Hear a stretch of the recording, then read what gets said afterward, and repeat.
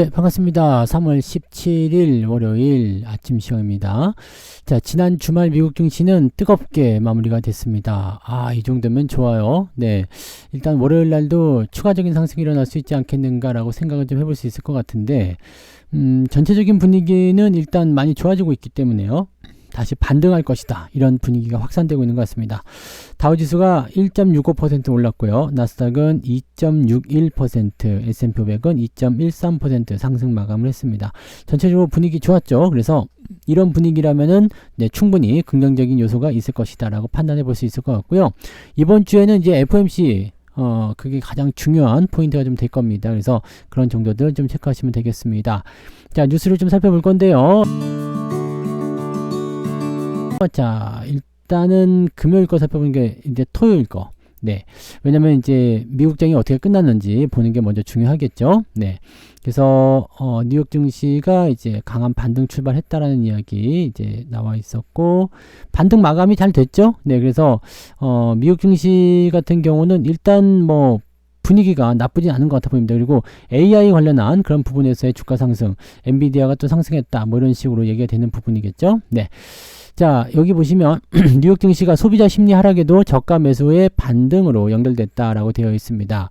전체적으로 다 올랐고, 주 초반 급락했던 대형 기술주들은 급격한 회복세를 보였다. 엔비디아가 무려 5% 올랐습니다. 그죠? 테슬라는 3.8% 다시 상승했고요. 메타 3%대, 아마존은 2.1%, 애플도 1.8% 상승을 했습니다. 주가가 하락이 단기적으로 일어나다 보니까 아무래도 저가 매입에 그런 가능성이 높지 않았나라고 생각되는 부분이겠죠. 뭐 전체적으로는 이제 일주일 동안 하락한 부분들이 워낙 컸기 때문에 주간 손실을 기록했다라고 되어 있긴 합니다만, 네, 그래도 반등, 하락은 언제든 나올 수 있는 거기 때문에 하락 이후에 반등이 나오게 되면 그런 부분들은 긍정적으로 좀 해석할 수가 있겠죠. 소비자 신뢰도는 하락했습니다. 네, 소비자 심리는 57.9로 하락을 했고요. 예상치는 63.2였는데 이걸 훨씬 하회하는 모습으로 좀 마무리됐다. 자, 10년 만기 국채 수익률도 오르고 있다. 국채 수익률이 오른다는 것은 국채 금리가 오른다는 겁니다. 그래서 금리가 내려가지 않을 것이다 라는 전망으로 갈 수도 있을 것 같아 보이는데, 일단은 이것도 조금 살펴볼 필요는 있겠죠. 이번에 금리가 동결 확률은 99% 정도로 보고 있다. 뭐 이런 정도로 여러분들이 체크하시면 되겠습니다. 그래서 일단 요 부분들은 미국 증시가 잘 끝났다 라는 쪽으로 우리가 해석하시면 될 것 같아 보이고요. 1000조원 시장이 열린다. 이거는 뭐지? 네, 우크라이나. 그죠? 우크라이나 재건주에 대한 포인트라고 보시면 되겠는데, 뭐 해외 쪽이 일단은 더 많이 기대감이 좀 있겠죠. 지금 속보로도 막 계속 나오는 이야기를 살펴보시면, 이번 주에 그 우크라이나, 그 다음에 미국 협상팀, 그 다음에 또 미국 협상팀하고 러시아 이렇게 차근차근 만날 것이다. 자, 종전이 될 것 같기는 합니다. 네, 종전이 될 것 같긴 해서 이제는 우크라이나 재건주 쪽에 관심들이 좀 생기고 있는 거 아니냐라고 얘기가 되어 있더라고요. 그래서 유럽 최대 철강 업체인 아르셀로미탈, 이것이 이제 주가가 많이 올라가는 모습이었고요. 우크라이나의 철강 공장을 소유했었다라는 거죠. 자, 우크라이나에 공장이 있다 그러면은 당장 재건 작업에 따른 수혜가 나타날 수가 있겠죠. 네, 그런 부분들. 자, 일단은 전체적으로 다 외국 쪽 기업들인 것 같아요. 그리고 뭐 독일 기업들, 뭐 덴마크 기업들 등등등이 이제 투자의 혜택을 보게 될 것이다라고 되어 있고, 자, 우크라이나 재건주로 했을 때 일단 뭐 재건 사업을 이미 진행하고 있는 그런 부분들이 있는 GE 버노바 같은 기업들, 미국 회사죠. 네, 이런 기업들이 먼저 이제 수혜를 좀 보고 있는데, 해외 기업들이 이제 먼저 이제 주력된 포인트가 좀 나올 것 같아요. 근데 우리나라 같은 경우도 뭐 참여한 바가 있기 때문에 뭐 가능성이 있기 때문에 뭐 해외 쪽 경력이 많기 때문에 등등으로 얘기들이 많이 나오곤 있거든요. 그래서 뭐 이게 실질적으로 우리나라 같은 경우는 참여하게 될 가능성이 그렇게 높지는 않습니다. 그렇지만 여기서 또 생각할 부분이 있잖아요.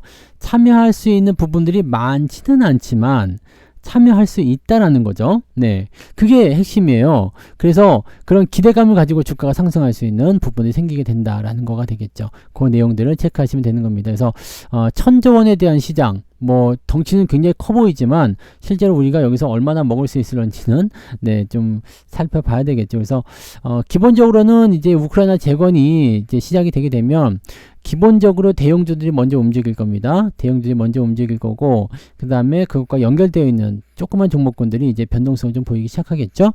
네, 그런 정도. 자, 이번 주는 굉장히 이슈가 좀 많을 거예요. FOMC도 있는 거고, 그 다음에 미국장이 상승하는 부분에 따라서 지금 우크라이나 관련한 종전 이야기도 지금 계속적으로 진행 중에 있는 부분이고요. 그리고 나서 이번 주에 아마도 그 탄핵 결과가 나올 것이다 이런 얘기들이 있기 때문에 중요한 경제 지표는 사실 없지만 FOMC가 있고 그 다음에 그 우크라이나 종전 같은 이야기가 있고 탄핵 심판이 있고 이렇게 되어 있기 때문에 요 내용들은 이벤트죠. 이벤트가 굉장히 크게 발생하는 한 주가 될 것이다 라고 볼 수는 있겠습니다. 네, 뭐 그런 정도이고요. 기아차를 팔고 현대차를 사고 있다고? 네, 기아차는 팔고 현대차는 산다. 왜 그러느냐라는 부분인데 지금 이거 관세 때문에 그럴 거예요. 기아를 팔아치우는 이유는 뭐냐? 미국과 멕시코 간의 관세, 자동차 관세 매긴다. 물론 지금은 조금 유예가 되긴 했습니다만 잘 생각해 보세요. 기아가 멕시코에 있는 공장에서 연간 12만 대 이상을 미국으로 보내고 있는데 이거 관세 터지면은 네, 기아가 조금 피곤할 수 있지 않겠느냐라고 될 수 있는 부분이거든요. 보면 여기 써 있네요. 관세 리스크. 자, 요거 때문이다. 그러니까 현대차 같은 경우는 네, 기아보다 더 낫다 뭐 이런 식으로 얘기를 하는가 보더라고요. 다음 달에 멕시코산 수입차에 대해서 25% 관세를 부과할 예정인데 기아가 멕시코 북부 몬테레이에서 자동차 생산 공장을 가동하고 있다. 여기에서 생산하는 약 60% 수준 미국에 수출하고 있다라는 거죠. 그렇게 되면은 일단 관세에 대한 부담감이 당연히 있을 수밖에 없다. 자, 미국에서 이제 판매 가격이 올라가기 때문에 기아의 가격 경쟁력이 악화될 수 있다는 거 아니겠느냐 라는 식으로 얘기가 되는 부분입니다. 뭐 기아에게만 해당되는 내용은 아닐 거라고 생각합니다만은 일단 그래도 근데 지금 살펴보기에는 기아가 훨씬 더 매력적이지 않나요? 그래서 글쎄, 네, 왜냐면 배당도 더 많이 주잖아요. 어차피 뭐 관세는 이놈이고 저놈이고 똑같이 쳐맞을 텐데 뭐 당연히 이제 멕시코에 있는 그 공장에 대한 부분 때문에 기아가 더 부담스럽다라고 하실 수 있겠습니다만 네, 그렇다고 하더라도 이제 사실 이제 관세에 대한 부분들은 솔직히 말해서 여러분들이 그렇게까지 걱정 안 해도 될 것 같아요. 실제적으로 관세를 매긴다 하더라도 당장에 뭐 크게 영향을 받을 만한 부분은 아닐 거라 생각하고요. 트럼프도 뭔가 생각이 있다라면 관세에 대한 부분들을 뭐 그냥 그대로 진행하겠다. 뭐 그대로 진행할 수도 있겠죠. 근데 진행하는 것보다는 어느 정도 타협점을 두고서 움직이게 될 가능성이 매우 높다고 봐야 되겠죠. 그래서 그런 형태. 사실 이제 멕시코나 캐나다 입장에서도 관세를 매겨가지고 거기에 있는 공장들이 철수하고 미국으로 들어간다. 이것도 캐나다 입장이나 멕시코 입장에서 굉장히 큰 네, 리스크예요. 왜냐면 생각해보세요. 우리나라에 공장이 있는데 이 공장을 그냥 정리하고 넘어간다. 그럼 여기에 있는 사람들 다 어떻게 되겠어요? 다 실업자 되는 거죠. 그 다음에 그쪽으로 넘어가게 되면 그동안 여기서 발생했었던 어떤 소득에 대한 세금이라든지 또는 고용에 대한 부분들 또 소비에 대한 부분들 이런 것들 다 죽어버리는 거잖아요. 그러니까 그 도시의 경쟁력이 확 떨어질 수밖에 없죠. 그거는 이제 어느 한 도시만 가지고 볼 건 아니지만 국가 전체에 큰 영향을 미칠 수가 있다는 얘기입니다. 그래서 그 정도가 되어 있으면 그 기업 그 나라에 투자하고 싶어 하지 않죠. 왜냐면 그 관세 조금 아끼려고 멕시코에다가 투자한 거고 거기다 공장 짓는 건데 그 관세 때문에 그렇게 되면 안 되잖아요. 그러니까 멕시코에서도 뭐 강하게 나갈 것인지 아니면 멕시코는 지금 계속 협조를 구하고 있거든요. 그래서 아마 그쪽이 잘 되지 않겠나 라고 생각합니다. 그래서 너무 크게 걱정할 만한 어떤 이슈는 아닐 것 같다라고 저는 판단은 들긴 합니다. 좀 더 지켜보긴 해야 되겠죠. 근데 기아차를 팔고 현대차로 간다. 이거는 조금 아닌 것 같아요. 기아를 팔아서 현대로 넘어갈 이유는 없거든요. 네, 그래서 지금은 사실 기아를 그냥 더 사거나 가지고 있거나 하는 게 맞죠. 현대차를 팔아서 기아로 넘어가야 될 것 같은데 뭐가 조금 잘못되는 거 아닌가? 잘못 판단하시는 거 아닌가라고 생각이 좀 드네요. 저 같으면 현대차를 팔고 기아로 가겠습니다. 네, 배당도 더 많이 주고 하는데 왜 지금 그럴 필요 없죠. 기아는 지금 19일 배당락이기 때문에 그 기준일이기 때문에 17일까지 오늘까지는 보유를 하고 있으셔야 됩니다. 그러면 이제 내일 배당락이 떨어지겠죠. 그래서 그런 부분들이 있다는 거 참고하시고요. 네. 그 다음에 한미 증시 경기 방어주가 빛났다. 방어주 쪽으로 움직인다는 얘기가 되는 건데 방어주면은 대체적으로 이제 소비주나 또는 이제 뭐 은행주 쪽 포함될 수 있는데 은행주들은 좀 별로죠. 왜냐면 은행주들은 외국인들이 던지는 형태가 있기 때문에 이제는 방어주 쪽으로 얘기가 잘 안 나오더라고요. 자, 그래서 전통적인 경기 방어주로 뭘 뽑고 있느냐? 음식료 업종. 요즘에 이제 라면값 올린다 뭐 그런 얘기 있어서 농심 이런 것도 올라가고 이렇게 했었는데 그런 얘기겠지? 네, 농심, 풀무원 이런 거 강세를 좀 보여주면서 순매수에 대한 부분들이 주가 상승을 이끌었다. 자, 그래서 이번에 정부가 추경 경정, 추가 경정 예산, 추경 예산이죠. 네, 추가 경정 예산 이것을 편성해서 적극적으로 이제 그런 부분들을 진행하려고 검토하고 있다고 하는데 이렇게 돼버리게 되면은 경기에 대한 어떤 회복, 경기 부양에 대한 그런 효과들이 음식료 쪽, 소비 쪽으로 의미가 있게 나온다라고 볼 수가 있는 거죠. 이렇게 되면 이제 내수 수요 회복을 이끄는 트리거가 될 가능성이 높다. 근데 어떤 식으로 예산만 편성한다고 해서 근데 내수가 살아날 리는 없거든요. 그러니까 이런 형태에 대한 부분들은 조금 살펴볼 필요는 있을 것 같아 보여요. 그래서 뭐 방어주 쪽에 대한 부분들이 전체적으로 뭐 미국도 그렇고 해외 쪽 상황에서도 전체적으로 경기 부양과 연결되는 내용이기 때문에 방어주 성격, 그 다음에 경기 부양에 직접적으로 영향이 있는 그런 종목군들이 움직인다라고 이제 분석들을 많이 하더라고요. 그래서 소비주 쪽이 가장 먼저 수혜를 받을 것이다 라는 예상들이 나오고 있죠. 근데 소비주 쪽이 수혜를 받게 되면 일단은 뭐 글쎄요, 뭔가 이제 물가에 대한 부분들이 좀 안정화돼서 소비자들이 이제 그런 어떤 소비에 대한 어떤 심리가 회복이 돼야 되는데 그게 아직까지는 좀 애매하죠. 그 미국 쪽에서 관세를 계속 매긴다, 계속 관세를 붙인다라고 얘기하면서 이게 뭔가가 좋아지길 바라기는 좀 애매하죠. 그러니까 이게 되게 좀 복잡한 문제 중에 하나예요. 실질적으로는 좋아지길 바라면서 경기 침체를 또 노려야 되거든요. 미국 입장에서는 경기 침체가 나와야지 금리 인하가 될 거 아닙니까? 그래서 또 경기 침체를 해야 되는데 경기 침체가 되면 또 이것도 애매하거든. 그러니까 얘네들도 머리가 좀 빠개질 거예요. 네, 일단은 1차원적인 생각으로다가 이제 관세를 일단 매겨봤는데 여기 반대도 굉장히 좀 심하고 좀 머리 아플 것 같아 보이긴 하죠. 자, 정치적 불확실성이 해소가 되게 되면 코스피가 반등할 것이다.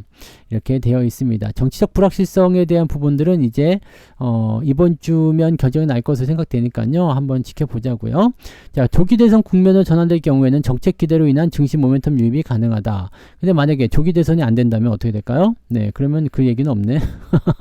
네, 근데 이게 기각이 되든 인용이 되든 간에 이 결정이 나게 되면 그 시점으로 해서 이제 물론 혼란은 되겠죠. 만약에 인용이 된다 하더라도 기각 쪽을 응원했던 사람들 입장에서는 굉장한 그런 반발이 올 거고요. 만약에 기각이 된다 그러면 또 인용을 지지했던 사람들 입장에서는 또 굉장한 반발이 일어나겠죠. 그래서 이 부분을 어떻게 통합적으로 할 것이냐가 숙제가 될 것 같아 보이긴 하는데 글쎄요. 지금으로서는 그냥 기각이든 인용이든 간에 이런 불확실성이 끝나는 거, 증시에서 가장 나쁜 게 불확실성이거든요. 이 불확실성이 끝나는 거, 그런 부분들로 이제 해석을 하시는 게 맞지 않을까 보여집니다. 자, 아무튼 근데 여기서는 지금 보니까 조기 대선 쪽으로 가는 것이다, 좀 가능성이 높아 보인다고 얘기하는 것 같은데, 네.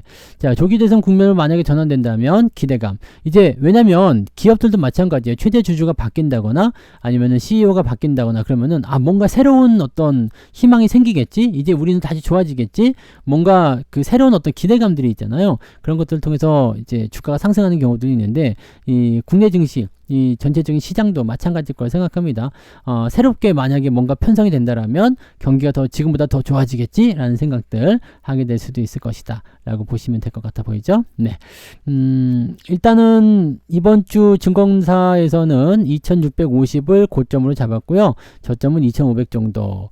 자, 근데 현재 시점에서는 만약에 FOMC가 잘 마무리되고 지금 미국장에서 계속 치고 올라오는 부분이 좀 있잖아요. 저가 매수에 대한 반등이라고 하더라도 막 반등 치고 올라가는 모습이 있기 때문에 생각보다 강하게 반등이 연결된다면 2600 넘어서 2700까지도 갈 수 있습니다. 이거는 순식간에 넘어갈 수 있는 부분들이기 때문에 또 정치적 불확실성의 해소라든지 FOMC 점도표가 이번에 발표가 되지만 이 부분들이 긍정적으로 나온다든지 이렇게 된다면 주가가 생각했던 것보다 더 많이 오를 수도 있겠습니다. 그래서 그 부분 지금 딱 중간에 걸쳐놓은 것 같아요. 근데 잘 모를 때 얘네들이 현재 14일 종가를 기준으로 해가지고 딱 중간 정도 이렇게 걸쳐 놓은 것 같은데, 이런 예상치는 다 하는 거 아닙니까? 그죠? 이런 예상은 다 할 수 있는 거니까 이게 의미가 없다는 겁니다. 내가 2550에서 끝났어. 그러면은 이제 상단은 2600, 하단은 2500 이렇게 잡아버릴 수도 있는 거거든요. 근데 지금은 네 2500 한 70포인트 조금 넘게 해서 끝났잖아요. 그러니까 딱 절반이에요. 딱 절반. 그러니까 이거는 하나만한 이야기다라고 보시면 되는 거죠. 네.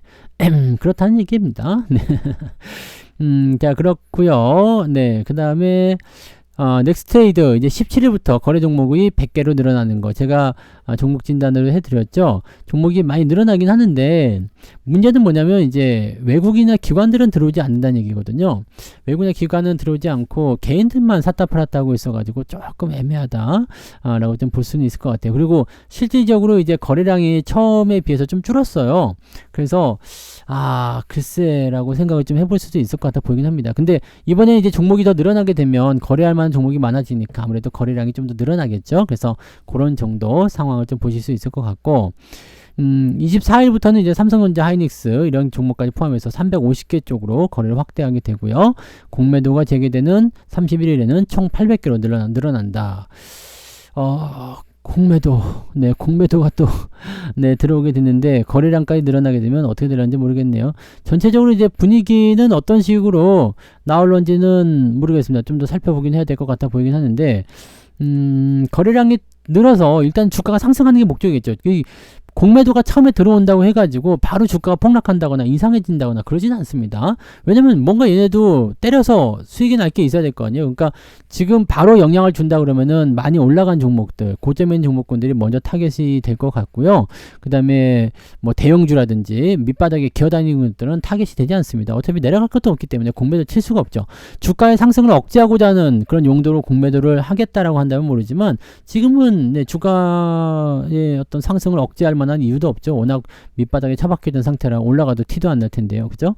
그래서 지금 상태에서는 공매도가 일단은 시장을 억누르는 용도로 활용될 것 같지는 않고 일단 지켜보겠죠. 그리고 계속해서 이제 대차 거래를 늘리면서 잔고를 늘려가겠죠. 그리고 나서 마지막에 이제 털어먹을 때 같이 확 던지는 그런 형태로 가지 않겠느냐, 이런 식으로 구분이 되고 있습니다. 그렇게 체크하시면 될 것 같아 보입니다. 네.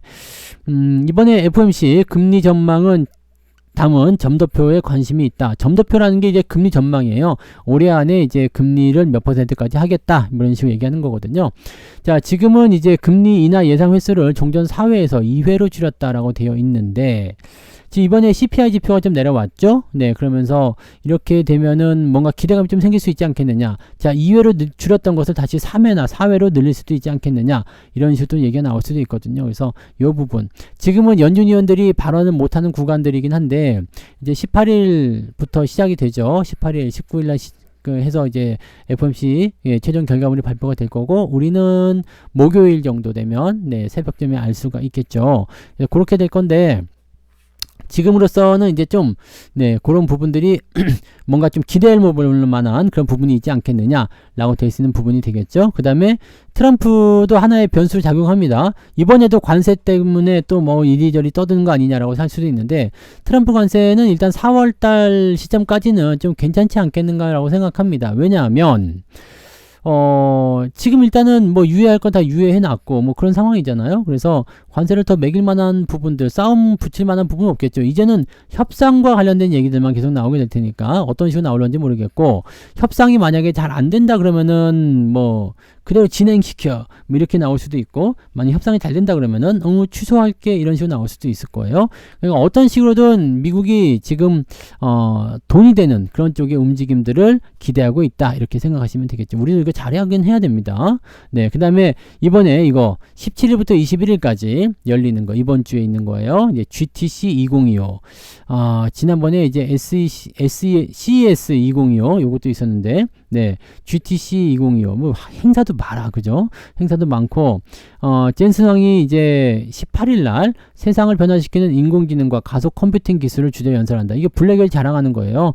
네, 블랙웰 자랑하는 거고, 이것이 있기 때문에 이것이 가능합니다. 뭐 이런 식으로 얘기하게 될 가능성이 매우 높겠죠. 그래서 이렇게 되면 이제 그 만약에 긍정적인 얘기를 좀 한다거나 또는 뭐 삼성전자나 하이닉스에 대한 이야기를 좀 해준다거나 이렇게 된다라면은 주가가 따라서 올라갈 가능성도 좀 생기긴 할 겁니다. 이거는 좀 더 지켜보긴 해야 될 것 같아 보이긴 하네요. 네, 뭐 그런 정도이고요. 이제 이번에 삼성 SDI 유상증자한 게 있었잖아요. 그래서 금감원이 이번에 좀 강화된 그런 내용으로 중점 심사를 하겠다라고 되어 있습니다. 2조 원대 규모의 유상증자 깜짝 놀랐죠. 근데 SDI는 웬만하면은 잘 안 할 텐데 이 유상증자 했다는 것은 그만큼 형편이 어려졌다는 얘기인가 봐야 되긴 하겠죠. 자, 그래서 주주가치 보호 방안이 잘 갖춰졌는지. 이게 유상증자가 근데 주주의 가치를 보호한다라는 것은 조금 애매한 거 아니겠습니까? 라고 생각이 좀 들 수 있겠습니다. 네. 그래서 어떤 정도로 반영되는지 좀 알아봐야 되겠죠. 자, 모집액은 1억 원, 2조 원입니다. 2조 원. 와, 무지막지합니다. 그래서 시성률이 무려 16.8%, 14일 종가가 19만 1,400원인데, 유상증자는 16만 9,200원이다. 이것도 뭐 다 보긴 해야 되겠습니다만, 네. 근데 지금 현재로서는요, 이 대주주라고 볼 수 있는 사람들 있죠? 지분율이 5% 이상 되는 사람들이 유상증자에 얼마나 참여할지, 이 부분이 아직은 잘 모르지 않겠습니까? 그래서, 최대 주주인 삼성전자가 190만 주를 배정을 받게 됐는데, 참여 규모는 추후 이사회 결의를 통해서 결정될 것이다. 뭐 그다음에 국민연금, 그다음에 블랙락 이런 애들도 지금 지분을 보유하고 있는데 이게 100% 소화되지 않으면은 이제 소액주주들한테 퍼지는 거예요. 그러면은 이것도 사실은 좀 힘들 수도 있겠죠. 네, 그리고 이 유상증자 전에 정보가 미리 흘러나갔던 거 아니냐. 근데 어차피 2차전자 다 떨어졌기 때문에 흘러나갔어도 뭐 큰 문제는 없었을 것 같긴 한데요. 그죠? 자, 그런 부분들이 좀 있을 것 같아 보이는데 일단은 좀 심상치 않다. 네, 수상하다. 투신의 매도가 있었고, 네, 이게 좀 이례적인 수치다라고 얘기가 되어 있기 때문에 먼저 당연히 근데 새 나가지 않았었을까요? 미리 아니까 팔아먹은 거 아니겠습니까? 네, 그런 쪽으로 이제 얘기들이 나오고 있다. 이렇게 보시면 되겠습니다. 자, 뭐 그런 정도라고 봐주시면 될 것 같고, SDI가 그렇게 힘든가요? 2차 전지는 아닌지 잘 모르겠지만, 네, 아무튼 그렇다고 보네요. 자, 요거 하나만 더 보죠. 자, 한국 증시 가격 빼고는 매력 없다. 근데 나는 솔직히 이 기사를 딱 보는 순간 이런 느낌을 얻었어요.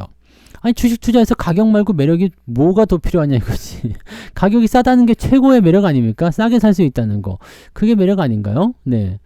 이 가격 빼고 매력이 없다라는 말은 다른 의미로 해석하게 되면은요, 이 주식이 저평가됐다는 의미예요. 그렇지 않고서는 계속 떨어지는 주식인데 가격이 매력이 있을 수가 없잖아. 실적이 좋다거나 뭐 등등등 했는데 주가가 안 올라갔으니까 가격이 매력이 있다는 거지. 실적도 안 나오고 뭐 적자 투성에다가 뭐 곧 망해서 쓰러질 것 같은 기업인데 이게 이 가격이 매력이 있다라고 얘기할 수가 없잖아요. 그러니까 지금 이 가격 매력이 있다는 것은 사실 모든 것을 다 포함하고 있는 거 아닙니까? 가격이 싸다라는 것 자체가 실적 대비 주가가 싸다는 의미고, 성장성 대비 주가가 싸다는 거고, 기대치 대비 주가가 싸다는 거 아니겠습니까?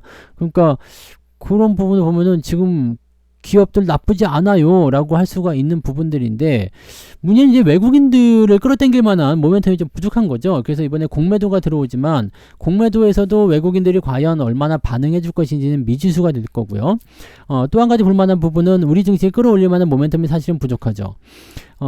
지난번에 이제 외국인들이 계속적으로 매도를 하고 있었던 시점에서 비상계엄 터지면서 뭐 더 그냥 가마솥에 불 붙듯이 그냥 막 끌어내리는 그런 모습이 좀 있었는데, 이번에 뭐 이런 정치적 불확실성이 제거가 되게 되면 외국인들이 좀 올라올 수 있는 어떤 기회가 좀 열리지 않을까라는 생각도 조금 해봅니다. 근데 아직은 네, 조금 더 지켜보긴 해야 될 것 같아 보여요. 그래서 지금 보면은 계속 네, 팔아먹는 모습이 좀 있어요. 그래서 약 지금 7개월 연속 국내 주식을 매도하고 있는 상태이다. 근데 매도가 점점점 줄어들고 있다라고 생각을 해볼 수는 있겠죠. 네, 시가총액 비중은 점점점 이제 줄어들고 있습니다만 24년도 1분기에는 30% 정도 시가총액 내 외국인 비중이 있었는데 2분기에는 이제 31.6%, 그 다음에 3분기에 26%, 이때가 가장 많이 줄었어요. 그 다음에 여기서 다시 네, 28.8% 좀 늘어났다가 그 다음에 다시 28.47%로 늘어난 조금 소폭 이제 비슷한 거죠. 이런 식으로 되어 있기 때문에 그 26%가 맞아요. 이거 29% 아닌가요? 네, 그래서 아무튼 뭐 그런 식으로 진행되었다라고 되어 있는 부분입니다. 그래서 전체적으로 외국인들이 던지고 있는 형태라고 얘기를 좀 해볼 수 있는 부분이 좀 되는 것 같아 보입니다. 지금 상황에서 봤을 경우에는 뭐 반도체가 좀 살아난다 뭐 이런 얘기들도 좀 있잖아요. 그래서 대형주들이 올라오기 시작하면 외국인들의 매도가 이제 좀 끊어지는 형태로 가지 않겠느냐, 다시 매수로 들어오지 않겠느냐 생각됩니다.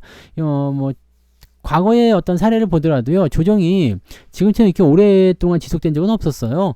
그리고 이제 작년 8월부터라고 본다라면 8, 9, 10, 11, 12, 그 다음에 1, 2, 3, 지금 8개월째 조정이거든요. 보통은 7, 8개월, 길어봤자 7, 8개월 사이에 반등 포인트 만들고 1년이 지나기 전에 저점 대비 그래도 40%, 50% 정도씩은 올라오더라라는 것이 이제 일반적인 그런 사례들이거든요. 그래서 우리 증시도 이제 조만간 반등 나올 때 되지 않았나 생각하고, 반등에 대한 포인트가 누구를 중심으로 움직일 것이냐, 공매도가 들어와 있다라는 거, 그 다음에 배당락도 있을 수 있다라는 거 잘 참고해 본다라면 변화에 대한 포지션은 어떤 식으로 받아들여야 되는지 한번 생각할 필요는 있을 것 같아 보입니다. 그래서 뭐 그런 정도라고 생각하시면 되겠죠. 실질적으로 이제 외국인의 유입이 얼마만큼 들어올 것이냐, 공매도까지 전면 재개를 했는데 외국인이 안 들어오면 진짜 그것도 문제 아니겠습니까? 그래서 그런 부분들 한번 잘 살펴볼 필요는 있을 것 같아 보입니다.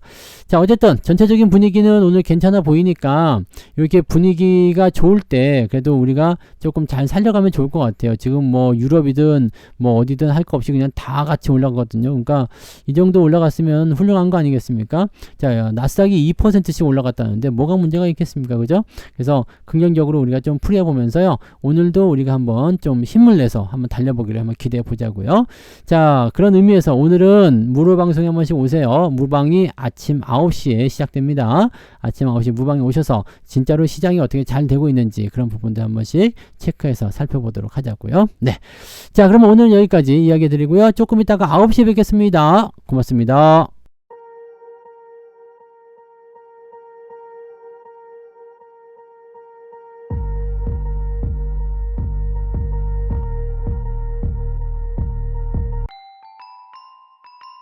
본 방송에서 제공되는 모든 정보는 투자 판단의 참고 자료이며 투자의 최종 책임은 본 방송을 이용하는 본인에게 있습니다.